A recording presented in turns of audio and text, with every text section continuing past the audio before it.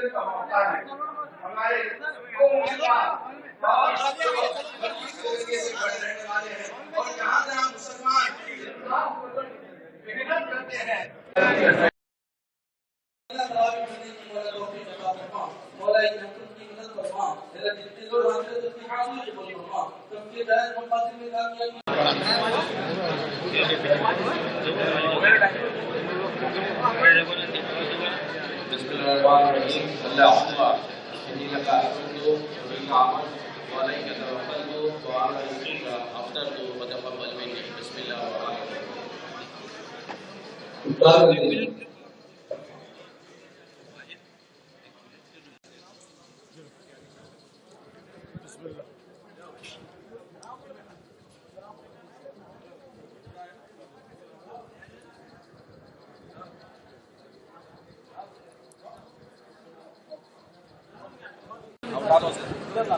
वैसे रहने वाली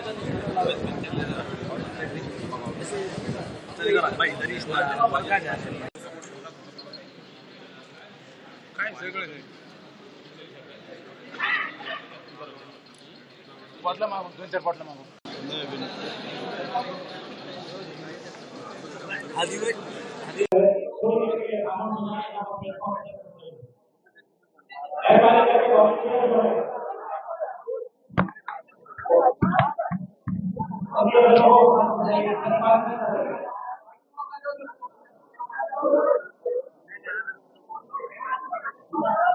तेरह लोग हैं, 13 सवाल रिपीट करेंगे, जवाब नहीं आएगा।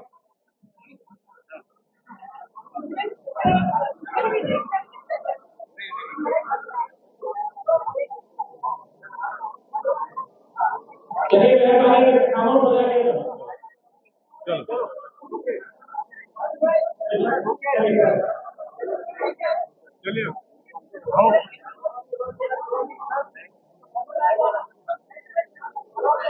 ऐसे ही बोलूं, माइक में बोलूं, वरना गूंजेगा, एको आएगा, एको होगा फिर। हाँ चलो पूछो। महाराष्ट्र में तो महाराष्ट्र की बात कर रहा मैं। महाराष्ट्र में जो लोकसभा को लेकर महाराष्ट्र में जो गठबंधन है, जोर चालू है, कैसे देखिए मराठा आरक्षण को लेकर इलेक्शन में इतिहास हो रहा है, तो क्या बोलेंगे आप? तो ये इस सवाल का जवाब बेहतर तरीके से इम्तियाज साहब दे पाएंगे, क्योंकि वो और यहाँ के एमपी है और हमारे महाराष्ट्र के प्रेसिडेंट है, तो वो आपको जवाब दे सकते हैं। आप जानना चाहते हैं हम लोग कि आपको महाराष्ट्र बाहर से महाराष्ट्र की राजनीति कैसे दिखती है? मुझे ये दिख रहा है कि इंशाल्लाह इस पार्लियामेंट कॉन्स्टिट्यूंसी से 5 साल पहले यहाँ की आवाम ने, जनता ने बिला लिहाज समुदाय को देखे, मजहब को देखे, कास्ट को देखे, एक हिस्टोरिकल कामयाबी इम्तियाज जलील साहब को दी है। और मेरी नज़र में इम्तियाज जलील साहब ने बहुत बेहतरीन तरीके से औरंगाबाद की जनता की खिदमत की, उनकी तकालीफ को, उनके मसाइल को पार्लियामेंट में उठाया। पार्लियामेंट के बाहर भी उन्होंने कोशिश की, जैसा आज एक PIL में खुद वो जाकर कोर्ट में बहस किए। और इम्तियाज साहब को ये था कि सिर्फ कोविड के 2 साल तो उसमें खराब हो गए, पूरे देश में कोविड था, तो जो लिमिटेड 3 साल का टाइम इम्तियाज साहब को मिला, उनका परफॉर्मेंस बेहतरीन था, एक्सीलेंट परफॉर्मेंस था। और मुझे यकीन है कि यहाँ की जब मतदान होगा 13 मई को, यहाँ पर जितने वोटर्स हैं वो दोबारा औरंगाबाद को कामयाब करेंगे, यहाँ की जनता को, यहाँ की कॉन्स्टिट्यूंसी को कामयाब करेंगे, क्योंकि ये जो प्यार मोहब्बत का जो माहौल यहाँ पर मजबूत हुआ है और उसी को लोग आगे बढ़ाएंगे। डेवलपमेंट भी हुआ है, विकास का काम चल रहा है। तो मुझे यकीन है कि दोबारा इस पार्लियामेंट कॉन्स्टिट्यूंसी की आवाम इम्तियाज जलील साहब को अपना MP बनाकर उनको कामयाब करेगी, क्योंकि दूसरी जानिब जो पार्टीज है वो वो उनकी जो राजनीति है वो नफरत के ऊपर बनी हुई है। वो गलतफहमी फैलाना, गाली देना, दिलों को तोड़ना।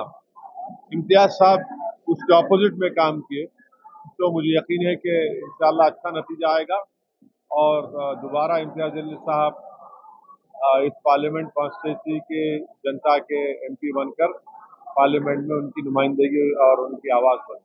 कोई पार्टी अपना उम्मीदवार डिक्लेयर नहीं कर दिया। भाई इनके पास जो है ना बॉन्ड का पैसा है, हमारे पास गरीब का साथ है, बस मजलूमों का साथ है, बस सच्चाई। हाँ वो उनके पास भी है ना, बॉन्ड है उनके पास। हाँ वो अभी हमारे को हमारी फिक्र करना है पहले। हैदराबाद, औरंगाबाद, किशनगंज जहाँ कम लड़ रहे, पहले हम कामयाब हो जाना।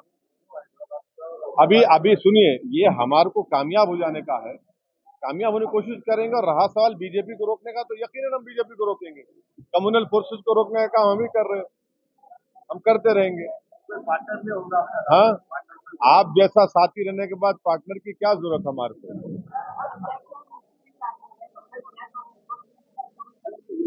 इसीलिए इस देश में वन नेशन वन इलेक्शन नहीं होना, हर 6 महीने इलेक्शन होना, तो गरीबों का फायदा होता ना।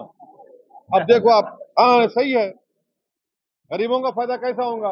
वरना पप्पा जी 5 साल के लिए बैठे रहेंगे, 4 साल के बाद डकार लेके बोलेंगे अरे जनता है अभी। अब चुनाव है तो पेट्रोल कम हुआ, डीजल कम हुआ, गैस कम हुआ। और one nation one election Bharat के संविधान के फेडरलिज्म के खिलाफ है। इसके खिलाफ भी हम खुद जाकर वो जो कमेटी बनाई गई थी प्रेसिडेंट कोविंद साहब के, हम जाके बोले ये गलत है। आप कैसा विधानसभा, पार्लियामेंट, जिला परिषद, म्युनिसिपल के सारे चुनाव एक साथ करेंगे? भाई जनता के मुद्दा अलग होगा ना, जैसे यहाँ पर पीने का पानी का मुद्दा है, नेशनल में नहीं होगा। विधानसभा में करप्शन होगा, नेशनल में कुछ और होगा। तो वन नेशन वन इलेक्शन करा के तो पूरा बेसिक स्ट्रक्चर के खिलाफ है, ये फेडरलिज्म के खिलाफ है, ये गलत होगा। अभी बस हो गया, बस चलो। उनको हमें पूरा करने की तौफीक अता फरमा। उनके ख्वाबों की ताबीर बनकर इस मुल्क के अंदर हम अमान की फिलाओं का आम करने की तौफीक अता फरमा। ऐ अल्लाह, जहाँ जहाँ मुसलमान मजलूमों की मदद फरमा।